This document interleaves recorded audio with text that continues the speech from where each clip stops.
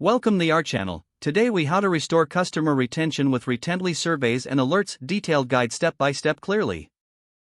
To restore customer retention with Retently surveys and alerts, start by logging into your Retently account. Navigate to the dashboard to access your survey settings. Choose the type of survey you want to use, such as NPS, CSAT, or CES. Customize the survey questions to align with your specific business goals. Set up your survey distribution channels, ensuring it reaches your customers effectively. Decide on the timing for sending surveys, whether after a purchase, support interaction, or on a regular schedule. Once your surveys are set up, test them to ensure they function correctly and gather relevant feedback. After launching the surveys, monitor responses in the Retently dashboard. Identify patterns or trends in customer feedback that indicate areas for improvement. Utilize the alerts feature to notify your team about critical feedback in real time. Engage with customers who provide low scores or negative feedback promptly.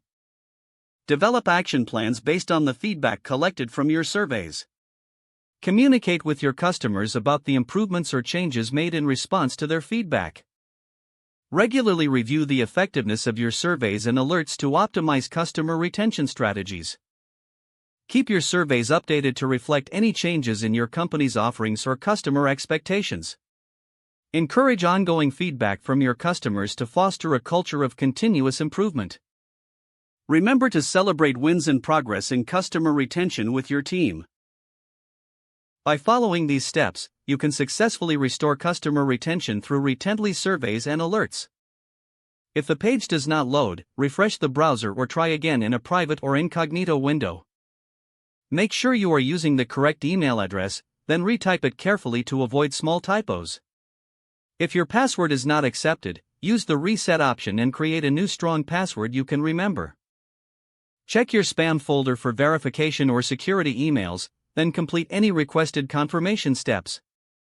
Enable two-factor authentication if available to improve account security and reduce unauthorized access risk.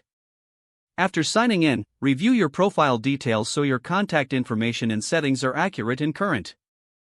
If you see an error message, note it down and try again after restarting your device and internet connection. Log out when you finish, especially on shared devices, to keep your account and payment information secure. If the page does not load, refresh the browser or try again in a private or incognito window. Make sure you are using the correct email address, then retype it carefully to avoid small typos. Don't forget to like this video and subscribe to our channel for more step-by-step tech guides.